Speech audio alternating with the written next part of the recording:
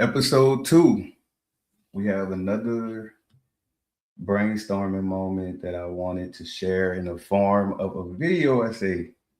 That was me trying to get a bit of excitement, I guess, because but do love and money belong together? That question can be different for everyone because everyone's relationship dynamic is different, intentions, life experiences, location where they live at, and all of that. But the more money becomes the foundation of a relationship, the more dangerous that relationship becomes because once finances replace emotional support, it's hard to maintain genuine love because it's material. So, in some cases, people may have experienced being managed, tolerated, positioned, especially because the person who is the breadwinner, which could be from any walk of life, any gender, anything, the other person usually feels invalidated a lot outside of material things, or even times where the person may withhold material things from them. And on the inverse side, you have a person who may be the person with the money and the person with the love, but they're chasing after people who don't love them, but who give them the illusion of love because of their money. So they're not able to date as a person who didn't attract that type of crowd because they always have to second guess people and be paranoid sometimes, and they probably had really bad experiences that created that paranoia. And also history is against situations that's built on money. When you look at the fact that history repeats itself and we all have patterns within us throughout society, so it's like the odds are really stacked against you. Now, there are instances where people beat the odds, and those instances have their story to them. But going in expecting to beat the odds is kind of going in heading straight for failure and hoping that you can bypass it at the right moment, like But they end in resentment, power struggles, and emotional bankruptcy. And the breadwinner dynamic, financial manipulation, trauma bonding, and the emotional isolation that happens on both sides of those coins because it's not just about the person being used. Sometimes it's the person with the resources that can feel alone. And there's a difference between love and financial independency because people who are heavily motivated can be extremely dangerous in relationships because their hunger never stops. When you think about it, most people we see who you can visibly see their wealth, you also see that they cannot stop spending. And I've seen on the internet where people will see a person dropping tens, if not hundreds of thousands of dollars somewhere, and then the comments will mention about how they have a lot of homeless people and why you're not helping people and things like that. And usually those people almost always end up bankrupt, broke. It never ends well because if you spending that much, you looking for something and you not finding it. So you continue to look until you have no more money left. Or even people who may have addictions related to money, they run through money really badly too.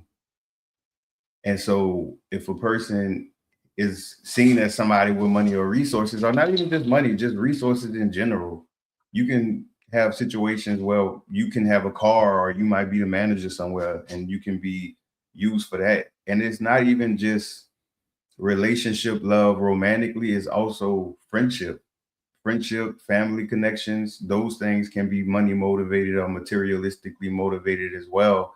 And we have to understand that just because a person repeatedly tells us that they love us while simultaneously siphoning us for every bit of life source we have to look at their actions and how they impact us. And even if they don't mean their actions, if you're in situations where you're being impacted, you have to look out for you first because as a human, you built to survive. You're not built to be in uncomfortable situations. That's why uncomfortable situations never feel comfortable, even for people who probably have grown strength or resilience to not speak on being uncomfortable, they're still burning up inside because we're built to always find the safe path and the most comfortable path. But nevertheless, when love becomes secondary and when the emotional need comes up, people will sometimes dangle what they have over you over your head. And this doesn't just stop at adulthood. This happens to children as well. You may have neglectful parents or parents who decided to have a path or needed to have a path that required them to be away from their family for a lot.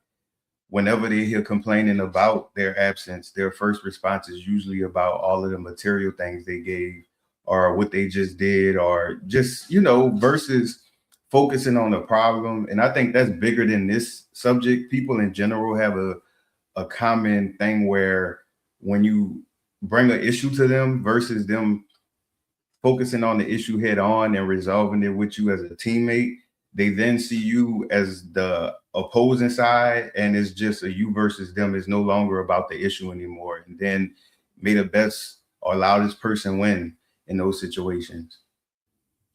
And in financial provision replaces emotional presence. Meanwhile, the partner feels buried, not in love, but in material mazes. No connection, no intimacy, just transaction. So the relationship becomes transactional, to where if you're dealing with someone that you love, if they're the person with the money, you can't leave because financially it would be you submitted to living a difficult life trying to navigate stability again. Or on the flip side, if the person with money is being used or the person with material things is being used, their love for the person using them prevents them from getting away from that person or just completely cutting that person off. Because when people are using you, of all connections, not just relationships, remember that, even though I find myself heavily saying that word for the sake of conversation, but remember, when people are heavily using you,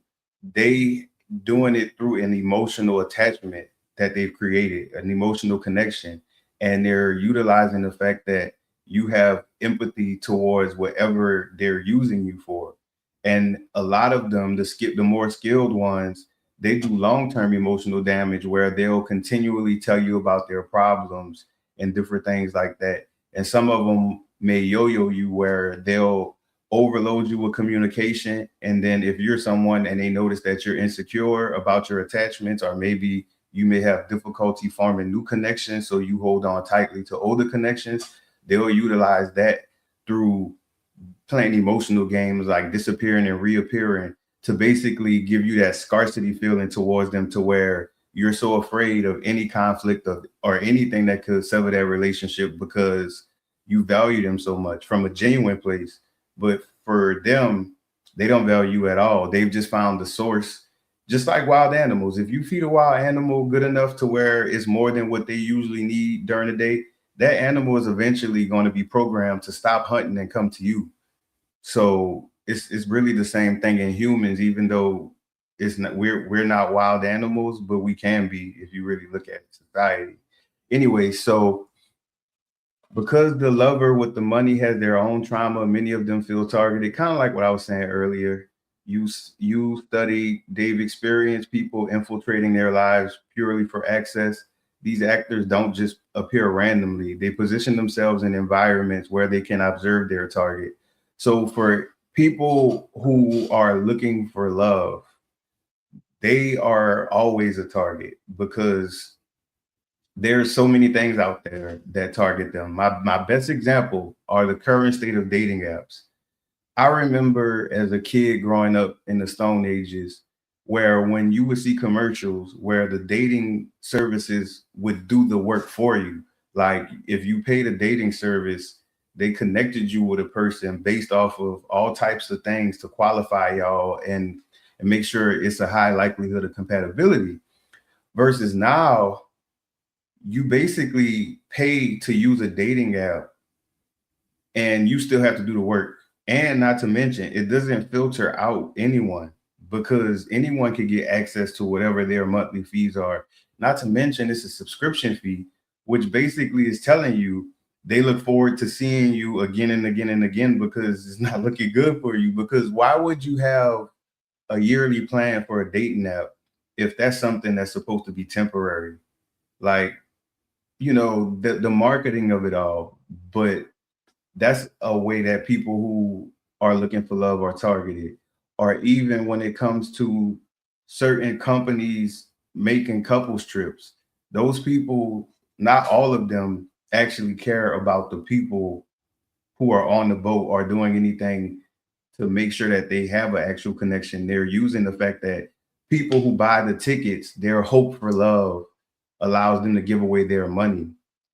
Because when it comes to love, that's another connection right there. As far as outside of a person using you directly, the yearning for love will have people spending money. That's how people are targeted for these online scams. And it's like, as an outsider, you see right through it because you're on the outside. You see the full scope of the situation. You see the before, the after. You see the hidden agenda that the person who's scamming them had. So people can easily say, "Oh, the person is stupid," and all of these different insulting words. But when you really, really look at it, a lot of us may not have had it on that level, but we've had it on some kind of level, as far as not even just love, but just being scammed through feelings, through emotions, or through ignorance of things. So it's when we do that to people, number one, we make it harder for other people to come forward to make awareness to things. And then we also set ourselves up, because if when we're that headstrong to feel like we're superior above things, those are the things that usually get us. But when it comes to people observing their target, they'll watch your habits, they'll study your loneliness, they'll see that you're generous. And with most people being emotional nowadays, for the not most, I shouldn't have said most, I know that's gone. Anyways, I said most. So most people these days being emotional, you can easily read people. You can read people so easily because people wear their emotions on their shoulder. You can visibly look at a person and tell if they're frustrated, or if you're speaking to someone, you can visibly look and see if they're liking where you're going with what's going on, or if they're annoyed, or if they don't want you to speak anymore. Because we talk about the mouth language, but our body speaks its own language as well. Body language is its own thing. And people who are bad actors, their whole thing is, in this instance, they're seeking monetary or materialistic gain from whatever target they have.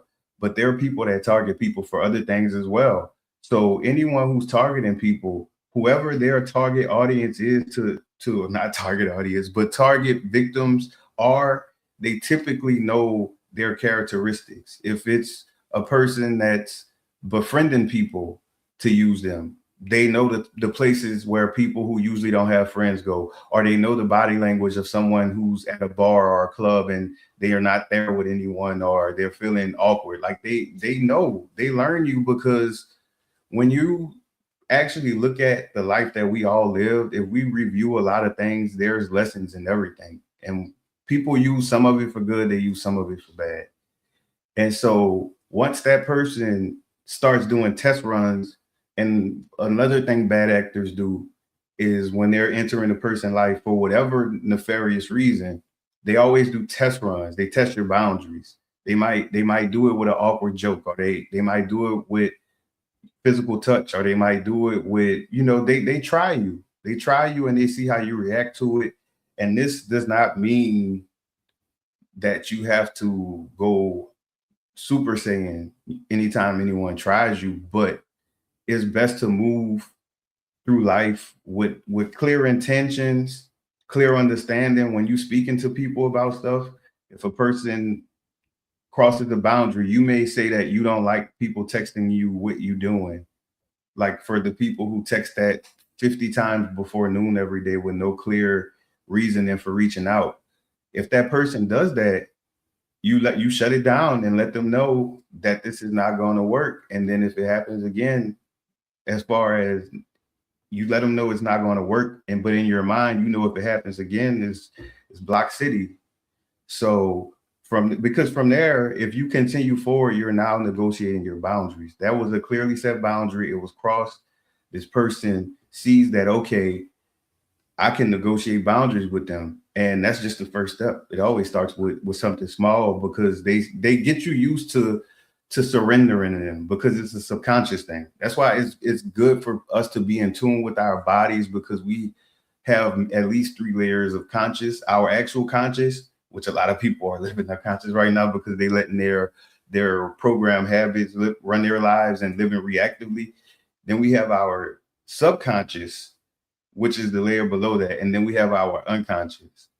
And then they scientifically probably have way more than that. But back to the people, once they figured you out, they move in. You ever notice how when someone gets a car or comes into money, people who barely spoke suddenly become consistent? Daily text, fake concern, convenient, vulnerability, and that's not connection, that's access. So, like, if you're in school or if you have an environment where people regularly see you and it was one type of vibe with them, and maybe you might be a friendly person and you probably on multiple failed attempts never built a connection with them, but then one day you have something that you didn't have that they don't have. Now all of a sudden they found something in common with you. But if you notice, any interaction always leads to the item in question. Like for me in high school, once I got a digital camera and started a YouTube channel, people who never talked to me talk to me. It's like as a kid, it felt nice to feel popular for a second, but on the inside, it felt dead as well because I didn't have a connection with most of those people. So it's like, wasted energy of even entertaining them. And one of the most common manipulation tactics is trauma bonding. They'll overshare pain early because they see that you're emotional. So depending on who you are, where y'all at, whatever thing, they're going to use something super, super sad that's just going to hit you right then and there. A lot of beggars try to do that. Those beggars that be outside, that's not really beggars that hop into luxury vehicles and go wherever because they got all y'all money. They literally will pick the most gut wrenching story to get the sympathy as fast as possible because from them begging while you're in passing, they gotta secure the funds immediately. So they'll overshare pain early, which will give you a fake sense of manufactured transparency, or if they are trying to get a secret from you, because it's not just material. Some people might manipulate you out of spilling secrets. So they'll tell you, like if they suspect something about you, they'll tell you that about themselves or about someone they know first.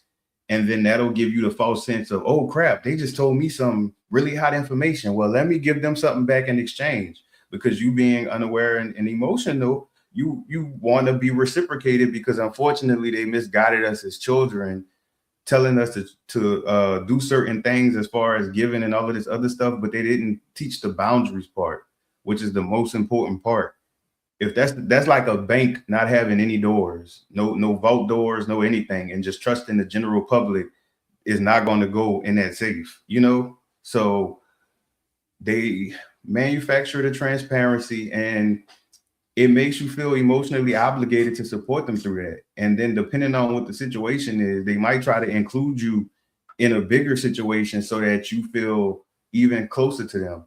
And then you start feeling responsible for their healing, or even if you're one of those people who try to see the best in people, which first of all, prayers to you, a moment of silence for you, actually.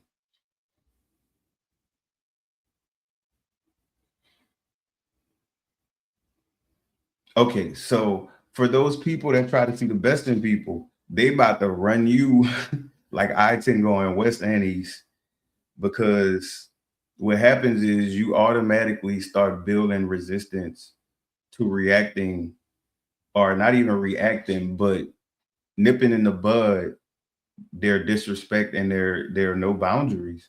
And not to mention, I don't think these people are grown in caves, even though some of them look like it. It's actually toxic upbringing that manufacture these people. They are survivalists. And since they're survivalists, they don't know how to be productive with living because the things that come with a stable life are not able to be maintained by somebody who's surviving. Like you have all types of other things outside of income and living, when you live in a stable life. You have things to do for passion. You have passion projects. You have planned rest times. You have structured things with people. Like you have actual community. Some people may still use the word friends, but you have community where everyone is able to communicate with each other. Y'all come together when it comes to resolving issues in the community itself or for other people. And it's not all of this reality show blowing up and confusion and underhandedness and back gossip. It's not all of these things that are so common in society that people think it's like that everywhere. Unfortunately, it's not. So that's where those people come from. They don't come from a cave, unfortunately. So you excuse the respect when they borrow money, you rationalize it, even if it's unnecessary, and you see that they have a very, very horrible spending problem. And if repayment comes up, they'll either delay, stage conflict, rewrite history, and completely change the narrative of the exchange of the money that you gave it to them as a loan. It was a gift, actually, and all while maintaining their moral innocence. Because those types of people have a layer to their personality where they're able to do things in one layer, and then the other layer that is the one that people speak to is not claiming any association. So it feels it's telling the truth when it's saying that it didn't do those things or it didn't mean those things or it wasn't done in that way or they're such a good person. And here's the deeper perspective: is love should be viewed like a brain, like a muscle, because the brain is a muscle and our muscles are muscles. You born with it, but you have to develop all of them. For most people, I believe, I don't think any of us just get muscles. Like if we just existed, I don't think muscles would just start forming six packs, quads, glutes, and all of those things. And love is the same way because the love we're wanting from other people, you have to question, where does that love come from? Like, so if we're looking for love via friendship, family, anything like that, relationships, where is the love going to come from that other person? And if they have it, why don't you have it? Why don't you have your own version to be able to share with them? Because if you find yourself looking for that, really, if you have love, like healthy love, not survival love, not tolerance love, not insufferability love, not like like ignoring actual facts just so you can say you have a particular figure in your life, be it to love through marriage or love through toxic parenting or toxic children or toxic cousins, aunties, uncles, grandma. You know, you might have a toxic great great great grandma. The oldest person alive might be toxic. I don't know. But when it comes to love, if it's not healthy, a lot of us don't, we write that off so we can feel sane of maintaining these relationships with these people, even though it's extremely draining. And a lot of people who love people through toxicity end up being there until the person passes, and then they realize after the person passed, which could be anywhere from years to decades to whatever, that their life is so much better without them. And you have so many of these people who get to certain ages, and it could be young or old, but they get to so many years after the mistake they made, and they try to tell everyone else, you know, don't waste your time on draining situations, especially not for money, like, or not for love either, because it's not love. Love is not a harmful thing. People who actually have self love will tell you that is not something that you should be risking your life for or risking your sanity for. It's that's all types of other things being masqueraded as love. And you'll depend on that person's emotional structure to function. That's how easy it is to become clingy, even though we romanticize being clingy and all of these other words that they use on social media.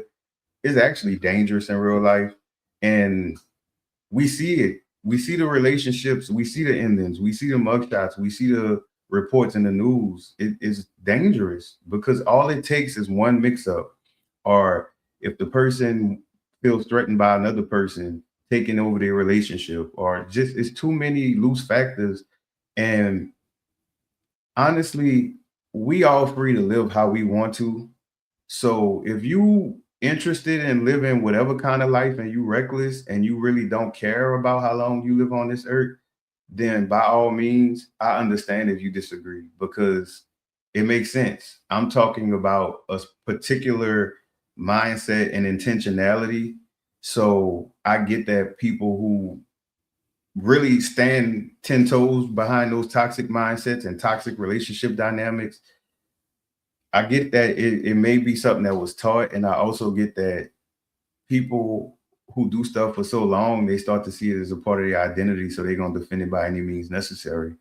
But it's not the way.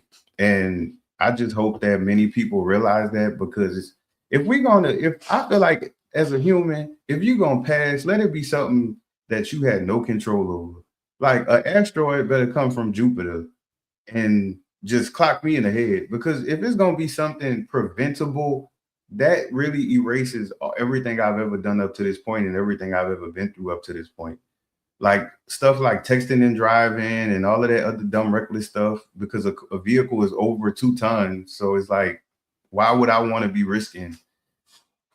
But back to the subject. Y'all know I like to rant. Well, y'all don't, but y'all gonna figure it out shortly.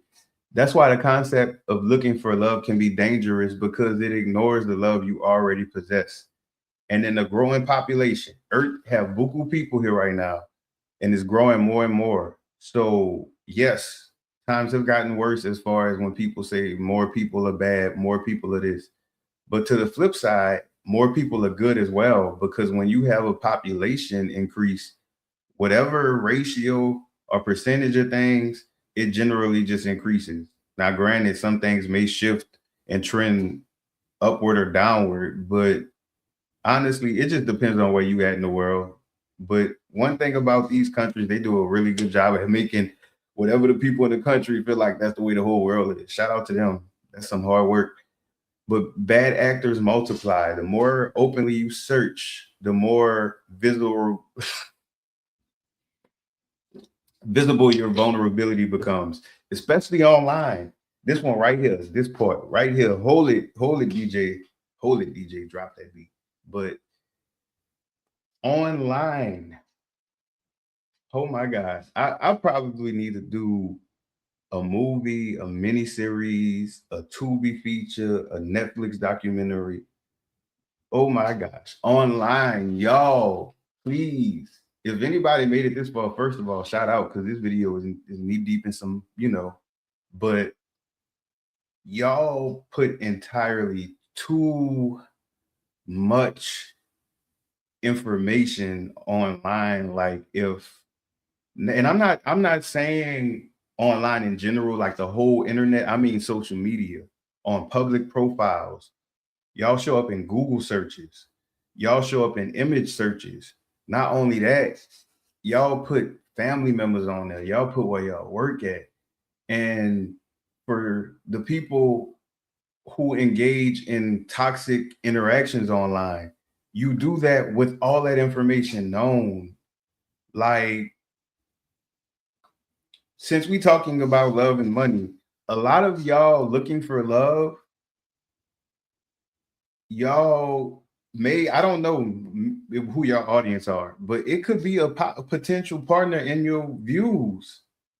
And the stuff y'all be posting is like, you will see a person just toxic all day long, miserable all day long. You see them beefing with a different person every week. And then Valentine's Day come and they like, oh, one day it's going to be me, or next thing you know, they post in relationship goal quotes. It's really delusional. And the crazy part about it, the person who probably see y'all and be attracted to y'all be dodging bullets, because they get to see how y'all think, or the lack thereof thoughts in y'all brain. Like online, please. I understand y'all happy when y'all get new stuff. Y'all getting better with covering your license plates up, but dear, dear baby, stop posting the key. They already showed they can use a picture of your key and print the key out in real life. Not to mention, on them same public pages, people are able to see where y'all are in real time because everyone goes live now, which is understandable. But you don't know who's watching you. Y'all think them files that the government is doing whatever over is bad. Like, you see what kind of people they have out there. There's in all to all kinds of stuff. They finding people and doing stuff to people. So please do not let this internet make you think this is the place to be putting your face all over, because that's not the case. Like, seriously, it- so many of y'all put yourselves in danger every single day. And not only y'all put people who don't even consent to it when y'all be doing stuff in public, having people, you able to see other people, children and stuff. Y'all don't know who in witness protection. Y'all don't know who have people after them. Like, America, y'all think our country, as far as the people that you see every day, are all regular people. Y'all do not know what lives these people have at all on both sides, as far as protecting people by not overly recording stuff and having all kind of people in awkward places, especially in medical places. That's horrible. But you also don't know what type of dangerous people are around you. Most of y'all don't even be looking at the registry no more, the one that go around with them people in the mail, because some of y'all be dating them, but it's not that kind of content. Anyways, so money is material, is necessary. We need it for people who use it, but we also have to understand one thing about money. Everyone does not come from money. I mean that with wealth wise, but I also mean in different parts of the world, people have money, but it doesn't mean the same thing as it means out here. In other places, people are judged more on if they're talented. You might have people that if the people can't sing, draw, act, write, whatever, they get put out the house. Like, people have different standards. So with us being a country where we have people from all over the world, you can't impose your view on money to everything. That's like when people see wealthy people who don't dress up, and the first thing they say, where they car at? Why they driving that old car? That's you projecting your idea of what you would do with that person's wealth. Unfortunately for you, honeypot, you don't have the wealth. Otherwise, you would have did what you said you would have did and been right back broke again like everybody else do. See NFL, see NBA, see all of those people. It happens over and over again. But so emotionally, it has no value, because all of the stuff that money could do for us emotionally is short lived. Unless it's for something medical, life saving, life changing, it's just materialistic spent money is not anything emotional. It becomes an addiction because shopping is a dopamine fix. That's why they made it to where that's why online shopping took over everything, because it's much easier to spend hundreds of dollars without actually physically seeing the items, actually having to physically carry the items. So, but spiritually, it does nothing long term. We've seen wealthy people with broken families, trust issues, addictions, isolation, because money can't fund comfort. And that's one thing I always see people not mention, which I really don't see people mention much. I notice most people just copy and paste their ideas. And then once that don't work, it just becomes a trade of insults. And depending on what category it is, it just gets off topic. And next thing you know, but when it comes to wealthy people, we've seen it so many times with people being married multiple times, the whole prenup drama. Every single time it's a divorce, the people be buddy buddy when they're together, but when it's a divorce, it's windmill city, like wing ming ming ming all over, because money does not protect from none of that. If anything, it worsens it. You see it with people when it comes to inheritance. Like, a lot of our biggest celebrities who passed, pretty much all of them had inheritance disputes. So just imagine if you a peaceful person and you become wealthy, and you built this whole community of family, friends, whatever, and you thinking you did something good for the world. So when you leave this world, you left community, but boom, soon as you gone, they fighting over your money. Just imagine that. So it can't manufacture connection, but it could get attention. It definitely can. Like, people claim they don't do anything for money. But if you walked up to a bunch of random people and offered them $20 for something random, they'll do it. Probably none of them would tell you no. If you say, "I'll give you $20 to hold this door open for me," well, that's a bad example because that actually would be nice to do. I do that for free all of the time, actually. If you tell them, "I'll give you $20 to say arf arf," they'll do it probably for the most part. Would I do it? I probably would because I never said. So now let's move into solutions because they have hope and there is no one right way to build yourself. Honestly, we all should not be trying to mimic other people's version of anything. We should just want the simplicity or whatever the idea they was shooting for. So, like, if we see a person living a particular way, but that person goal was peace, or that person goal was building a skill, we should look at what could build peace for us because peace for us might not be peace for them. A lot of people have different goals. Some people feel like peace may be vacation, and other people may feel like peace may be living in a mansion, or peace may be flying first class. So we all have different versions, and once we break away from mimicking society and all of these different things and being our true self to ourselves, you could be whoever you want in public, by the way. If you have to have a mask on when it comes to interacting and navigation, that's cool. But as far as what you do to nurture yourself, how you sleep, how you eat, what you do in your free time, that's what really matters. And that's who you need to really like be focused on reconnecting with, because at one point we all had connections with those, but life broke them up in different ways. Some of us always had a disconnect connection because we had to mimic family and mimic environments, especially more strict environments. So there's many ways to build a mansion. Personal development is like throwing a fishnet at a Mardi Gras parade, and it's Mardi Gras season. Actually, you're going to catch something valuable. Free growth paths include local community events, volunteering, nonprofit, networking, skill building spaces. Because with those kinds of spaces, you can find both love or money there. If you're looking for money, instead of having to look for love to get to money, or fake looking for love and play with somebody love to get money, you can go to those places, and they usually have good job opportunities. They have a lot of CEOs that pass through those places.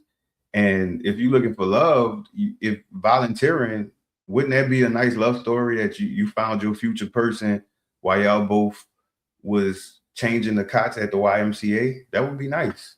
Versus, because at least the person more humble. Like, I noticed that people go in spaces where people have to have ego and then expecting people to be humble. Like when I seen clips of Pop the Balloon, it's like both genders have issues humbling each other, but why are you expecting a person to be humble if they are on a viral show? I would imagine a person who's shy and type on a typewriter all day is not going to be on there. So you kind of miss out on people because going in the same type of spaces, you're always going to meet the same type of people in different fonts and colors. It's simple. That's all it is, because when you really look at some of the places people more commonly look for connections, it's usually places where people who bad actors frequent. That's why you have places where like gyms, clubs, anywhere where people repeatedly go, you're going to have one or two or three people who didn't had a few of those people in there via friendship. They might be ex-friends, they might be ex-lovers, whatever. So open your mind up to places, because it's, even though again they have bad actors everywhere, a lot of places bad actors have no need to be there. A bad actor is not going to gain nothing from a volunteer place because nobody's there with money. Like if they might could get a free meal, a free cot for the night, but or if it's nonprofit networking, a bad actor has no place there. What are they going to do with a nonprofit organization? Or if it's a skill building space, you're already building a skill. A bad actor is more likely going to be selling you their service from the skill that you could have built yourself, but they're going to charge you for it, i.e., tax services or credit repair with some of those ridiculous rates. But also, don't forget too, note to myself, I'm going to be doing that credit score breakdown video too, which is it's not going to be nearly as long as this one though. But I know some of y'all like these long videos. And not only are all those free, because that's another thing I want myself and society or my community, not society, to focus on is enjoying more things that are either free or experiences or stuff that the community provides. Like maybe they might have a government grant for something. Enjoy those things because it's we make all of these companies unnecessarily rich just because of our mood. It's not like we need all of this stuff. Most of this stuff we do not need. Many people who have videos, you see all kinds of stuff in their house and they don't even remember where they got it from.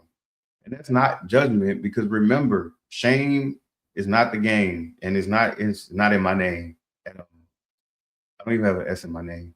So yeah, like that builds character because when it comes to being materialistic, emotional, and all of that, it's disastrous because you don't have any boundaries, and eventually people can lure you. And it may not look like the Scooby Doo van painted in gray with a cage at the back of it. It looks like making you think that you need a new house or need a new car when you don't need to, or pressuring you into these predatory loans, even though they know that your credit score is low. They know you feel the shame already about your credit score. So when you hear approve, it messes with your mind and makes you feel like they did you a favor. And they actually laugh when they show you the paperwork and it's a crazy interest rate, crazy. And it's like the person is just so excited. And again, this is not about shame because this is a system. You can't feel shame about not knowing a system. You did not build credit. You did not create credit. Credit does not have your phone number. So the matter of these systems is just learning them. We can complain about them like most people do, but if you have to use the system for your livelihood, I mean, you can change it, but you're never going to beat it. You can change the system, you can leave the system, but you can't beat the system. If you do, good luck with that, Neo. So they develop communication skills, empathy, and social awareness when you at these places. And it's a little bit more relaxed environment at all those places I mentioned. So if you're speaking to people, even though you may still be nervous, people in those environments are at a more calmer pace. So you can take breaths in between words, or you can think of things to say, or if you're at those places, you can use surrounding items or pictures to start conversations if you have different, things that you don't like it, because I kind of can see from personal experience that majority of the people that I've communicated in life. Now, see, I'm not saying y'all strangers on the internet. We've never communicated. So majority of people I know in life are horrible at communication. And that is because I'm from New Orleans. So the education in Louisiana is number 50. I'm so sorry, people. I love y'all. Y'all are loving people when y'all want to be, but no. So I definitely understand that people have issues communicating, but when you really want to build a connection with people, you have to be genuinely curious about the person. And that's kind of what shows the true from the blue is that if you really wanted to connect with a person, you would already have wondering things about them. Like, and now, if it's just different that you just afraid to ask those things that you wonder, that's different. You're exempt. Good job. But for the people who scramble to where even people have approached me with conversations throughout the years, I see what's going on. So I'm not hammering down like speak now. I really try to guide the conversation. I'll even start the conversation. But you find with many people they literally only know conversational cycles. Hey, yo, what you doing? Or whatever their greeting is. Or some people, many, just say, what you doing? Which is like, what do you mean? Like, what am I doing? What you mean, what am I doing? Okay, so you humor them, you respond to that, you say what you're doing, and then you mirror the question back. And majority of the time, they will reply with one word. Majority of the time. And if you don't say nothing else after that, conversation is over. And then a lot of those people that will be y'all regular conversation, literally. And so, yeah, communication really that's something else that we could talk about, I guess, eventually. So don't let your hunt for romantic love rob you of platonic community. Another mistake people make, because they deep sea dive. You have people who just genuinely want to connect. Maybe they want to connect with the opposite gender or the same gender, whatever. They just want to connect because us as people, we can connect.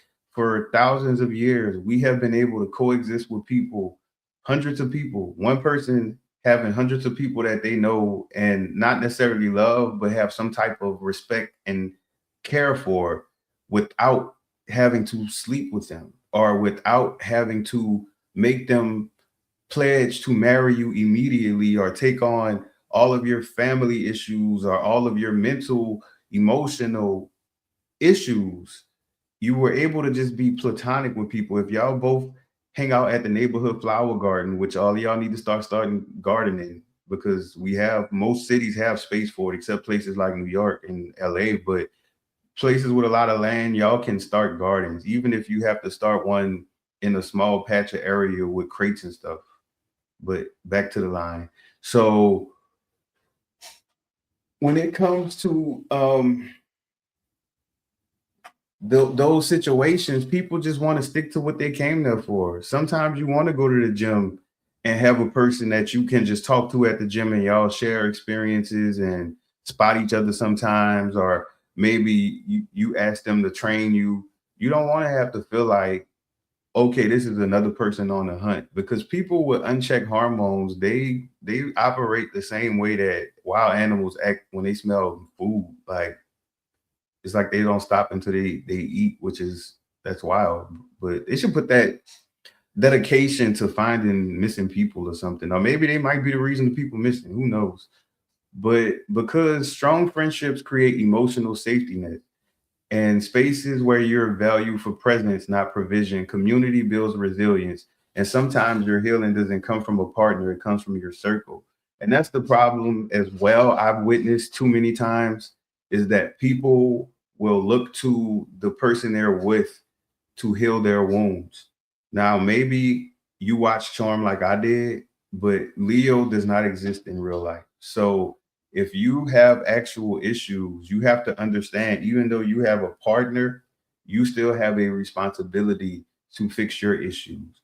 Now, if the issue is with your partner and only your partner, completely different story. So, but yeah, no one owes you that at all. And once we realize that in situations and handle it as such, we won't feel anything when people separate themselves, or if some of the people around us may be the fuel to it. You may literally have a situation where you're a people pleaser and you hang around with people with a certain habit and you're only participating in that habit to fit in with them. And then people who don't have that habit, please refrain from saying anything about people who do, because again, it could be you one day, or it could have been you, or it could even be you now, because people are delusional. I got to remember that people be quick to point the Glock, but they on the same block. So what's the shock? I don't know. So it's like I definitely will keep that in mind. But monitor your thoughts. Remind yourself of what you completed in life, what you overcame. That helps a lot when we have current situations. Instead of looking at it as why I always go through this, why do I always go through this? Why does this always happen to me? Look at it from an invincible standpoint. This has happened to me, hopefully not, but multiple times before. And I'm going to overcome this again like I did the last times. And but if it's something out of your control, then keep pushing. But if it's in your control, without shame, figure out how you can prevent that altogether. Because with multiple experiences or something, you could write a book. In this day and age, you do not have to be verified to say anything, and people run with it. So write a book about that, and make sure to invest at least 20% of whatever you make for future endeavors, so you don't blow through your book selling, because it's gonna sell if you write it. So Remind yourself what you completed, what you overcame. Remember the moments you felt defeated but still rose. Because if you're alive now and you feel like stuff always happened to you, that means you experienced stuff and you're alive. So it did not end your journey here unless you reincarnated or somebody resurrected you. But things happen. But also look at the reality around you and see what is the fuel to all of this as far as could it be changed by moving? Could it be changed by the struggle of having to find another job? Because it's easy for us to tell people find another job, but it's deeper than just the applications and the interviews. So, but yeah. So reflection builds internal validation. And once you build internal validation, you don't have to seek outer validation. Don't get internal validation mixed up with false confidence because internal is internal. When you have internal validation, you chilling while the other person walking around bumping into people so they can see that they got some jewelry on, you just chilling.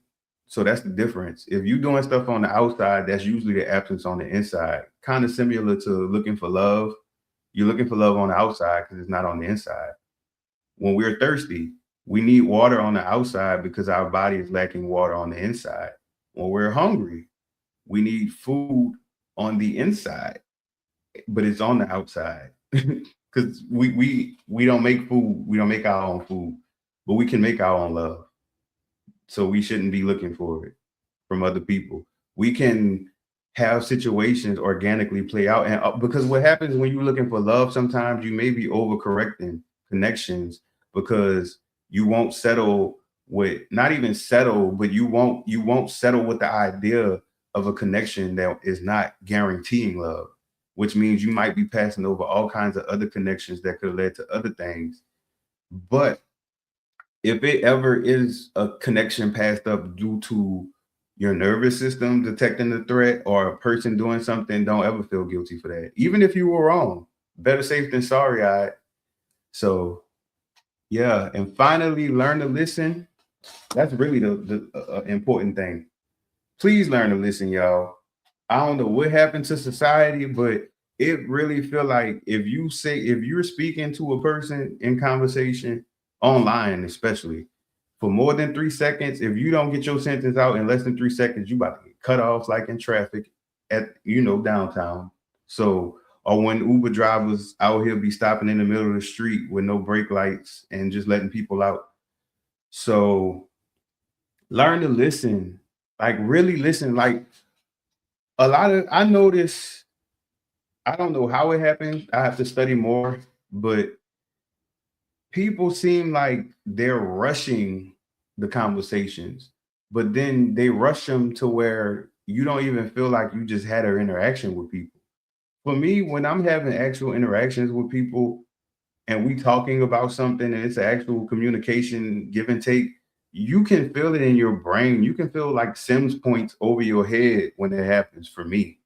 But when I'm communicating with people, especially strangers, and literally it's about nothing, I feel like I had a hole in my pocket and I had a pocket full of quarters or something in a grass field. You know how hard it is to find quarters in a field. But so for people to have access to so many people nowadays and still feel lonely is because y'all not connecting. If anything, it's always a debate.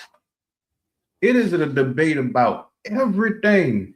Like if it's not musicians, if it's not politicians, if it's not events, if it's not the color of something, y'all forever fussing. And even the people who agree on things, y'all create a sub disagreement about the agreement. Because if y'all agree about the same politics, then y'all disagree about the color. It's completely understandable that we all feel ways about things, but why does it matter to each other?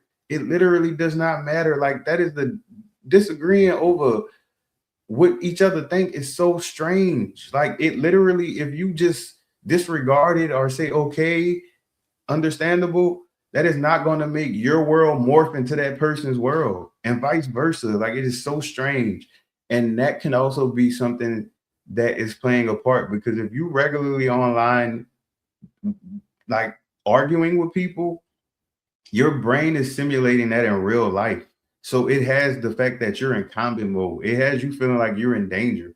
And the tricky part about the subconscious, you're not going to notice that because what you recognize as danger and what your subconscious recognizes as danger is not always the same thing. Your conscious mind bases danger off of what you know to be danger. That's why some people may be afraid of weapons, other people may love weapons. Two different senses of danger. So when it comes to these constant arguing and all of this negative stuff with people, you are destroying your brain. Your brain feels that there is an imminent threat that has not arrived yet, and it is preparing for it. It's actually crazy. But I mean, y'all gonna do what y'all want to do anyway. I just want to be that source of information so that people find it one day. You just never know. And if they never find it, I understand. If they find it and they throw it right by, that's cool too. It's really a free world to a certain extent. So when people speaking, breathe deeply while they're speaking. That lowers your heart rate. That lowers your for people in fight or flight. It makes you feel more in tune with the conversation. And then what happens is if there is something that you didn't hear or that you may have heard or misunderstand, your reaction is, did you just say blah blah blah? What does that mean? Or could you elaborate further and then let them drive the point home until you actually understand? And then you're able to tell them, well, from my experience, that really wouldn't work. So my view is this, and this.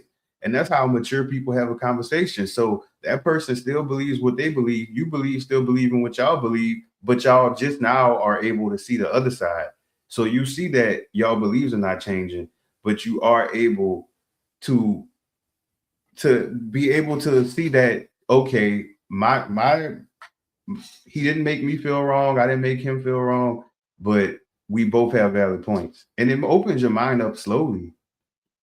And you can listen without always inserting your experience. If another person is going through something, you don't always have to begin telling your story, because it kind of feels like a trauma battle at that point.